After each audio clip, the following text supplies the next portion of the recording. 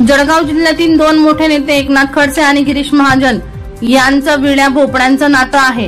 हे नेते एकमेकांवर नेहमीच चिखलफेक करत असतात, पण आता एकनाथ खडसे आणि गिरीश महाजन यांच्यातील वादाबाबत केंद्रीय राज्यमंत्री रक्षा खडसे यांनी महत्त्वाचे भाष्य केले आहे।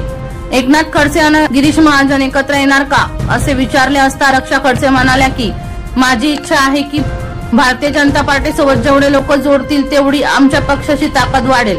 नाथाभाऊ हे भाजपमधील खूप जुने नेते आहेत, त्यामुळे गिरीश भाऊ आणि नाथाभाऊ यांनी एकत्र येऊन काम केलं तर जिल्ह्याच्या विकासासाठी चांगलंच आहे। नाथाभाऊ आणि गिरीश भाऊ यांना एकत्र आणण्यासाठी मी नक्कीच प्रयत्न करेन असं रक्षा खडसे म्हणाल्या।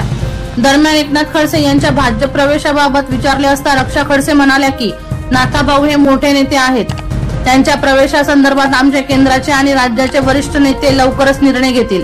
योग्य वेळी नाथाभाऊंचा प्रवेश होईल असा विश्वास रक्षा खडसे यांनी व्यक्त केला आहे। दीपक राठोड यांचा रिपोर्ट DR न्यूज जळगाव।